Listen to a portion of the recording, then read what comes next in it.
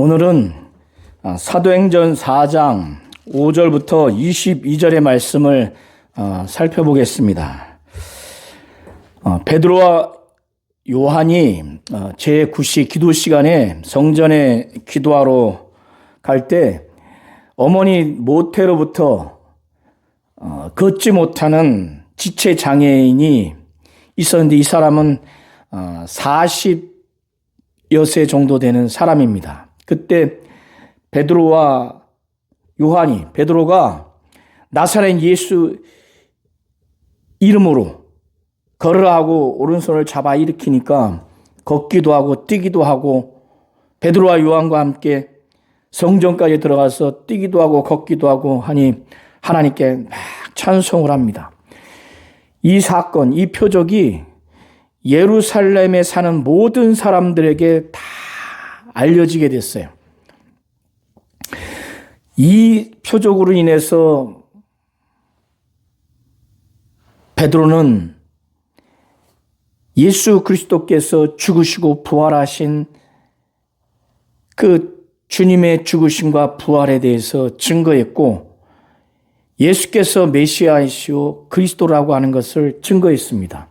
예수에 대한 믿음, 예수 그리스도의 이름에 대한 그 믿음, 이 믿음이 그가 베드로와 요한 또 이 병자의 믿음, 그 차이는 있겠지만 그 예수를 믿는 믿음으로 말미암아 이 40여 년 동안 한 번도 걷거나 뛰어보지 못한 이 자가 건강하게 됐다는 것을 베드로는 증거합니다. 자, 사도들이 유대인 그 백성들에게 예수께서 죽은 자 가운데서 부활하셨다고 하는 것을 말하고 전도하는 것을 유대 종교 지도자들이 그것을 보게 됐어요. 그래서 아주 급습하면서 그들이 제사장들과 성전 맡은 자, 그러니까 경비대장이죠. 그리고 사두개인들은 모세 오경만 인정하고 모세 오경에 부활이 없다고 그들이 판단해서 죽은 자의 부활, 종말의 부활을 인정하지 않습니다. 그들은 부활 신앙이 없죠. 그러나 바리새인들은 종말에 부활할 것에 대한 부활 신앙은 있지만 예수께서 죽으시고 부활하신 것에 대해서는 믿지 않습니다. 제사장들과 성전 맡은 자와 사도들이 예수가 죽은 자 가운데서 살아나셨다, 예수 안에 죽은 자의 부활에 대해서 백성들을 가르치고 전하는 것을 싫어하죠. 그들이 유대 종교 지도자들이 예수를 신성 모독죄로 사형 판결을 했고 유대 총독에게 넘겨서 십자가 처형에 처하도록 그렇게 한 그들인데, 베드로와 요한이 예수가 죽은 자 가운데서 살아났다, 하나님이 살리셨다, 주와 그리스도가 되게 하셨다, 그래서 이 부활하신 예수에 대한 믿음, 부활하신 예수 그리스도에 대한 예수 그리스도의 이름을 믿는 그 믿음, 그 이름으로 말미암아 이 지체 장애인이 건강하게 됐다. 이것을 증거하게 되면은 어떻습니까? 신기가 안 좋죠. 신기가 안 좋아요. 그래서 그들을 붙잡았는데 제9시 기도 시간 곧 오후 3시 이후에 지체장애인을 건강하게 한 표적을 일으킨 다음에 설교를 한 후에 약 2시간에서 3시간이 지난 것 같습니다. 그러니까 그들이 베드로와 사도를 요한을 잡았지만 이미 날이 저물어서 옥에 이튿날까지 가뒀습니다.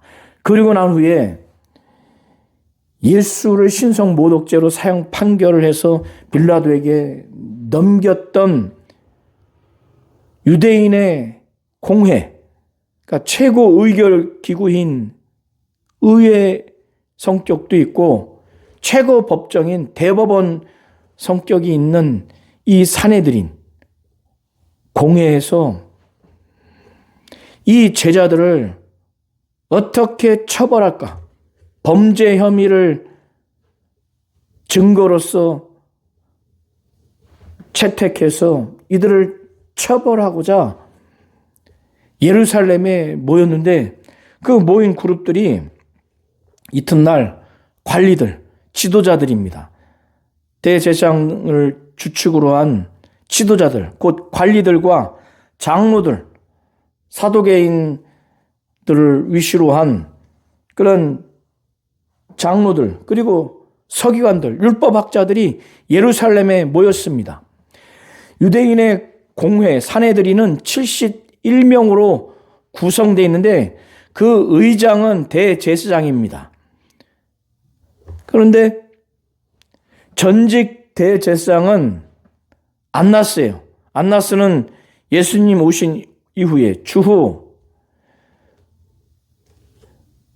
6년부터 15년까지 재직을 했고, 그리고 16년까지 재직했다고 하는 학자들도 있습니다.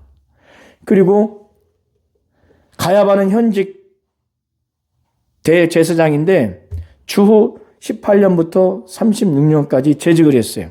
그러니까 안나스는 전직 대제사장, 그러니까 원로 대제사장이죠. 그리고 가야바는 현직 대제사장입니다. 안나스, 가야바, 또 요한, 알렉산더, 그리고 대제사장의 문중이 다 참여해서 공회가 소집됐습니다. 이렇게 전현직 대제사장과 대제사장의 문중이 다 참여할 정도로 베드로와 요한의 그 판결과 처형에 대해서는 매우 중대하고 긴급하게 여긴 겁니다. 그래서 공회 그 법정 안에는 반원형으로 돼 있어서 거기 공회원들 상호 간에 좀 서로 마주 볼 수 있는 그 모형인데 그 가운데 베드로와 요한을 거기에 세웠어요. 그 옆에 40여 년 동안 걷거나 뛰지 못했던 그 지체 장애인이었던 치유받은 사람도 옆에 서 있습니다. 그래서 이 공회원들이 그들에게 묻습니다. 이 사도들에게 예루살렘 성전에서 어떤 것을 가리키거나 이런 표적을 일으키려면 이 공회원들, 그들에게 허락을 받아야 되거든요. 그들만이 거기서 가르칠 수 있는 권세가 있는데 사도들을 가운데 세워놓고 묻습니다. 너희가 무슨 권세와 누구의 이름으로 이 일을 행하였느냐? 그러니까 여기서 이 일이라고 하는 것은 예수 그리스도의 이름으로 40여 년 동안 한 번도 걷거나 뛰지 못했던 그 지체 장애인을 향해서 나사렛 예수 그리스도의 이름으로 걸어라! 해서 오른손을 잡아 일으켜서 발과 발목에 힘을 얻고 뛰기도 하고 걷기도 하고 성전 안에 들어가서 막 찬송하고, 이게 예루살렘에 사는 모든 사람들에게 퍼졌습니까? 이 일을 무슨 권세로 누구의 이름으로 행하였느냐? 그러니까 베드로가 성령 충만해서 말합니다. 이 베드로가 예수께서 십자가의 처형의 판결을 하기 위해서 대제사장 집에 그 관저에 들어가서 신문 받았을 때 베드로는 대제사장의 종인 여종의 그 물음에도 예수를 부인할 정도였는데 3번 예수를 모른다고 저주하고 맹세하면서까지 모른다고 했던 베드로가 이제는 담대하게 말합니다. 이 사내들인 공회가 예수를 잡아서 사형 판결했던 최고의 법정이에요. 71명 그 사람들 앞에 베드로와 요한이 담대하게 서 있고 담대하게 말하는데 먼저 베드로가 담대하게 말하는 그 이유가 무엇인가? 8절에 이에 베드로가 성령이 충만하여 이르되 백성의 관리들과 장로들아 이렇게 담대하게 말합니다. 이것은 이미 마가복음 13장에 이미 예수께서 예언을 하셨어요. 너희는 스스로 조심하라. 사람들이 너희를 공회에 넘겨주겠고 지금 일어났죠. 너희를 회당에서 매질하겠으며 나로 말미암아 너희가 권력자들과 임금들 앞에 서리니 이는 그들에게 증거가 되려 함이라. 또 복음이 먼저 만국에 전파되어야 할 것이니라. 사람들이 너희를 끌어다가 넘겨줄 때 무슨 말을 할까 미리 염려하지 말고 무엇이든지 그때 너희에게 주시는 그 말을 하라.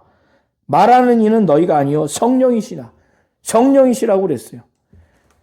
자, 그리고 누가복음 21장 10절부터 15절 중에서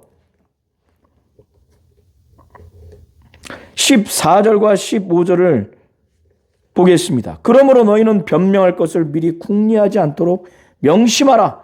내가 너희의 모든 대적이 능히 대항하거나 변박할 수 없는 구변과 지혜를 너희에게 주리라.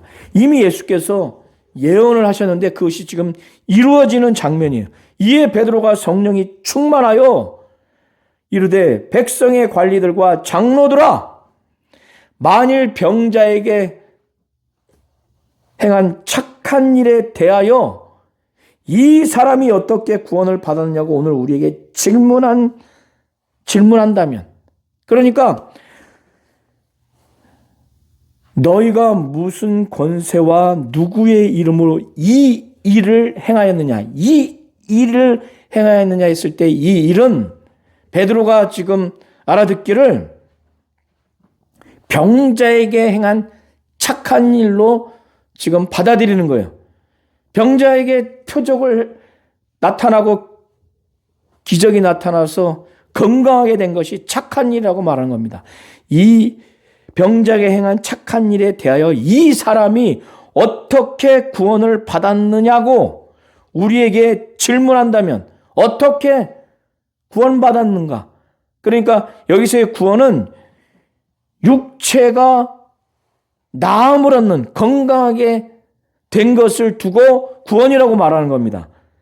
그것은 10절에 베드로의 이어지는 말에 이미 나와 있어요. 그러면서 이 사람이 어떻게 구원을 받았냐고 오늘 우리에게 질문한다면 너희와 모든 이스라엘 백성들은 알라. 너희와 모든 이스라엘 백성이 알아야 된다는 거예요. 어떻게 구원받았는가? 이 병자에게 행한 착한 일, 이 일이 어떻게 건강하게 됐는가를 이제 말합니다. 그것은 너희가 십자가에 못 박고 하나님이 죽은 자 가운데서 살리신 나사렛 예수 그리스도의 이름으로 이 사람이 건강하게 되어 너희 앞에 섰다. 이렇게 표현합니다. 그러니까 너희가 죽인 예수를 하나님이 죽은 자 가운데서 살리신 나사렛 예수 그리스도의 이름으로 건강하게 됐다는 거예요. 그러니까 죽은 예수가 아니라 부활하신 예수. 근데 그 부활하신 예수가 어떤 존재인가? 그리스도라는 거예요. 70명 공회원 앞에서 예수를 죽은 자 가운데서 하나님이 살리셨다고 하는 것도 엄청난 충격적인 발언인데, 예수가 그리스도라고 하는 것, 메시아라고 하는 것, 그리스도라고 하는 것은 헬라어 표현이고 메시아는 히브리어 표현입니다. 모두가 기름 부음 받은 자인데 그건 구원하는 예수를 두고 말하는 거예요. 예수를 죽은 자 가운데서 하나님이 살리셨다는 것도 회원들은 충격인 건데, 예수가 그리스도라고 하니까 이건 뭐 더 충격적인 건데, 베드로가 담대하게 말합니다. 예수가 죽은 자 가운데서, 하나님이 예수를 죽은 자 가운데서 살리신 나사렛 예수 그리스도의 이름이, 그 이름으로 이 사람이 건강하게 됐다. 그러면서 베드로는 시편 118편 22절을 인용합니다. 바로 너희 건축자들의 버린 돌이 바로 예수라니까. 이 예수는 너희 건축자들의 버린 돌로서, 건축자가 건물을 짓는 데 있어 모퉁이 돌, 머릿돌을 삼기 위해서 이 돌은 쓸모없다 버립니다. 그런데 정작 그 돌이 모퉁이의 머릿돌, 모퉁이의 머릿돌은 벽과 벽을 이어주는 그 방향을 설정하는 데 대단히 중요한 돌입니다. 건축자가 쓸모없다고 버린 돌이 모퉁이의 머릿돌이 된다면 그 집을 짓는 데 있어서 얼마나 큰 실수입니까? 예수가 너희 건축자들, 유대 종교 지도자들, 너희 건축자들이 버린 돌이라고 말하는 거예요. 이것은 10절에 너희가 예수를 십자가에 못 박은 것을 두고 말하는 겁니다. 예수를 신성 모독죄로, 그를 하나님이고 하나님의 아들로서 메시아여 그리스도라고 전혀 인정하지 않고 예수를 십자가에 못 박는 행위, 이것이 너희 건축자들이 버린 행위라고. 이 예수는 너희 건축자들의 버린 돌이다고 이렇게 말하는 겁니다. 그런데 하나님이 예수를 성령으로 죽은 자 가운데서 살리셨어요. 이 예수는 하나님이요 하나님의 아들이고 메시아요 그리스도로서 구원자입니다. 그래서 너희 건축자의 버린 돌로서의 이 예수를 하나님이 살리셨는데, 그때 그 예수는 모든 믿는 자에게 구원을 주시는 거예요. 교회의 기초가 되는 분이 바로 예수입니다. 그래서 너희 건축자들의 버린 돌로서 친 모퉁이의 머릿돌이 됐다. 이 예수는 머릿돌이 됐다. 하나님이 부활하게 하심으로 말미암아 머릿돌이 됐다는 거예요. 그래서 이것을 이제 실상으로 말하기를 다른 이로서는 구원을 받을 수 없나니. 왜? 하나님이 천하 인간 중에, 천하 사람 중에 구원받을 만한 다른 이름을 우리에게 주신 일이 없기 때문에 다른 사람으로서는 구원할 수 없다는 거예요. 하나님이 하늘과 땅에 있는 사람들 중에 오직 구원할 수 있는 존재로 예수, 구원받을 수 있는 이름으로서 예수 이름 외에는 다른 이름을 주지 않았다는 거예요. 다른 이름을 하늘과 땅 사이에 사람 중에 주지 않았기 때문에 다른 이로서는 구원할 수 없다는 것을 분명히 12절에 말합니다. 자, 베드로전서 2장 6절부터 10절을 우리 성도님들이 보시면 거기에 뭐라고 기록되어 있는가? 성경에 기록되어 있을 때 보라, 내가 택한 보배로운 모퉁이 돌을 시온에 두노니 그를 믿는 자는 부끄러움을 당하지 아니하리라 하였으니, 그러므로 믿는 너희에게는 보배이나 믿지 아니하는 자들에게는 건축자들이 버린 그 돌이 모퉁이의 머릿돌이 되고 또한 부딪히는 돌과 걸려 넘어지게 하는 바위가 되었다 하였느니라. 그들이 이 말씀을 순종하지 아니하므로 넘어지나니 이는 그들을 이렇게 정하신 것이라. 8절까지 이렇게 기록되어 있습니다. 그리고 에베소 2장 20절에도 보면 너희는 사도들과 선지자들의 터 위에 세우심을 입은 자라. 그리스도 예수께서 친히 모퉁이 돌이 되셨느니라. 믿는 자의 모퉁이 돌이 된 거예요. 교회 믿는 모든 성도들의 공동체. 그들을 지탱하는 모퉁이 돌. 이 예수로 말미암아 교회가 존재하게 되는 겁니다. 탄생하고 존립하게 되는 거예요. 이 예수로 말미암아 구원받게 된 겁니다. 이것을 두고 바로 모퉁이의 머릿돌이라고 지금 말하는 겁니다. 자, 베드로와 그리고 누가복음 21장 10절부터 15절을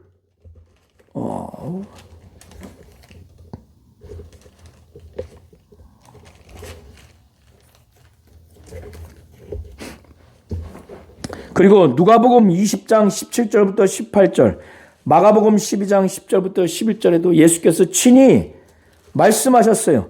자신에 대해서 너희가 성경의 건축자들이 버린 돌이 모퉁이의 머릿돌이 되었나니 이것은 주로 말미암아 된 것이요 우리 눈에 놀랍도다 함을 읽어보지 못하였느냐.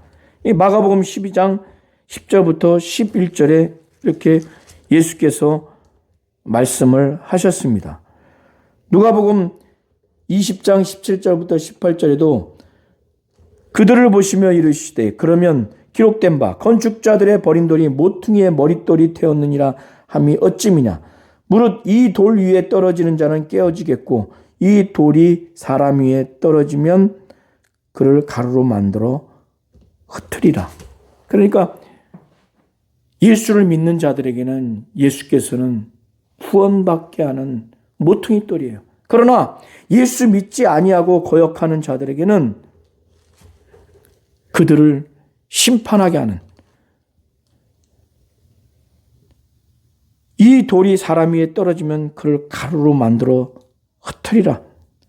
이 돌 위에 떨어지는 자는 깨어지겠고, 이렇게 예수 믿지 아니하고 대적하고 완악한 자들에게는 예수는 그들을 가루가 돼서 흩어지게 하고 깨지게 하는 돌 역할을 하는 겁니다. 자, 베드로와 요한이 아주 담대하게 말하는 것을 보고 유대 공회원들이 놀랐어요. 왜 놀랐는가? 이 공회원들은 성경을 아주 잘 아는 사람들입니다. 그런데 베드로와 요한은 그들이 알기를 랍비가 되기 위해서 정규 교육을 체계적으로 받아본 적이 없는 사람으로 알고 있는데, 그래서 10절에 보면은 그들을 본래 학문 없는 범인으로 알았다가, 여기서 학문 없는 범인은 랍비가 되기 위한 정규 교육, 초등교육부터 고등교육까지 체계적으로 배워본 적이 없는 일반인으로 알았는데, 베드로와 요한이 아주 담대하게 말하는 것을 보고 놀랐어요. 구약 성경도 인용하면서 그 내용도 반박할 수가 없어요. 이 공회원들이 이 베드로와 요한이 일전에 예수와 함께 있었던 것을 알게 된 거예요. 그리고 베드로와 요한 옆에 40여 년 동안 한 번도 걷거나 뛰어보지 못한 그 지체 장애인이 건강하게 됐는데 그 사람이 옆에 있던 거예요. 이걸 보니까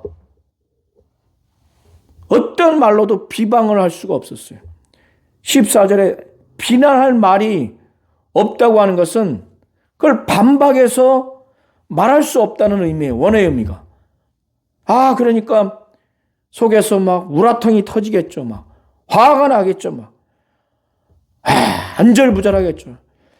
당장이라도 범죄 증거로 인해서 범죄 혐의를 입증해서 정죄해서 처형해야 되는데, 공회에서 증거를 가지고 범죄 혐의가 입증돼서 정죄하게 되면 여러 가지 형벌을 내릴 수가 있어요. 그중에 태장이라고도 하는데 40에 하나 감한 매를 칠 수가 있고, 또 벌금형도 있고 추방형도 있고 사형도 있습니다. 그런데 베드로와 요한은 어떤 증거로 범죄 혐의를 입증해서 정죄할 수가 없는 거예요. 그러니까 처벌을 했으면 좋겠는데 이거 어떻게 해야 되냐. 예수와 함께 있었던 것들을 알고, 그리고 랍비 교육을 받기 위해서 정규 교육을 받아본 적이 없는 것을 알았는데, 일반 범인인 줄 알았는데 탐대하게 말하고, 그리고 베드로와 요한이 말한 것을 충분히 입증할 만한 실제 사건은, 표적이 일어난 사람이 옆에 딱 서 있으니 비난을 할 수가 없어요. 논리적으로, 성경적으로 반박을 할 수가 없어요.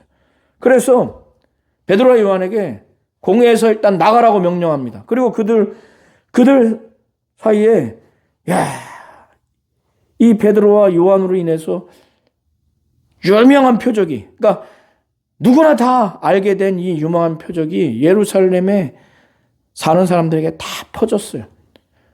공회원 71명도 다 알게 돼서 이 사실을 부인할 수가 없어요. 그러니까 어떻습니까? 자기들이 사형 판결을 해서 죽인 이 예수가 하나님이 살리셨다고 그러고, 그 예수가 그리스도요 메시아라고 그러고, 그 예수를 믿고 그 예수의 이름을 믿었기에 이 지체장애인이 벌떡 일어나서 뛰기도 하고 걷기도 했다고 이렇게 말하니까, 예수가 죽은 자 가운데서 살아났고 그를 믿는 믿음과 그 이름을 믿는 것으로 인해서 그 이름으로 표적이 일어났다고 하니까 그들이 논의 끝에 결정을 합니다. 이것이 민간에 이후에 퍼지면 문제가 되니까 그들끼리 말하기를 이후에 민간에 퍼지지 못하도록 그들을 위협해서 이후에는 이 이름으로 아무에게도 말하지 말게 하자. 이렇게 결의를 하고 베드로와 요한을 다시 불러들여서 경고합니다. 도무지 예수 이름으로 말하지도 말고 가르치지도 말라. 그러니까 말하지도 말고 가르치지도 마는데 예수의 이름으로 가르치지 말라고 하는 것은 예수 자체를 포함한 거예요. 본질적인 건 예수를 말하지 말라는 거예요. 예수가 죽은 자 가운데서 살아나셨다. 하나님이 살리셨다. 그리스도 메시아다. 이 이름을 믿으면 이 이름으로 이 병자가 치유됐다. 이거 말하지 말라고. 가르치지도 말라고. 그들이 역적이 되는 거죠. 그들은 신성 모독죄에 해당된다고 해서 사형 판결을 하고 총독 빌라도에게 넘겨서 십자가 처형하도록 했는데, 그런 예수가 하나님이고 하나님의 아들로서 의인이다. 하나님이 성령으로 살리셨다. 메시아요 그리스도라고 하면 그걸 모든 백성들이 믿으면 자신들은 역적이 되는 거죠. 그러니까 이렇게 말합니다. 도무지 예수의 이름으로 말하지도 말고 가르치지도 말라. 베드로와 요한이 겁을 냈을까요? 성령 충만하기 때문에 담대하게 말합니다. 거침없이 말해요. 뭐라고 말합니까? 공회 회원들에게 하나님 앞에 옳은가 판단해봐라. 옳은가 판단해봐라. 71명 옳은가 판단해봐라. 뭘요? 너희의 말 듣는 것이 하나님 앞에서 옳은지, 하나님의 말씀을 듣는 것이 옳은지. 여기서 듣다고 하는 것은 듣고 순종하는 것을 말하는 거예요. 공회가 하나님 앞에 사람의 말을 듣고 순종하는 것이 옳은지, 하나님의 말씀을 듣고 순종하는 것이 옳은지, 공회가 하나님 앞에서 옳은지 판단해봐라. 너의 말을 듣는 것과 하나님의 말씀을 듣는 것보다 옳은 것이 옳은지 판단해봐라.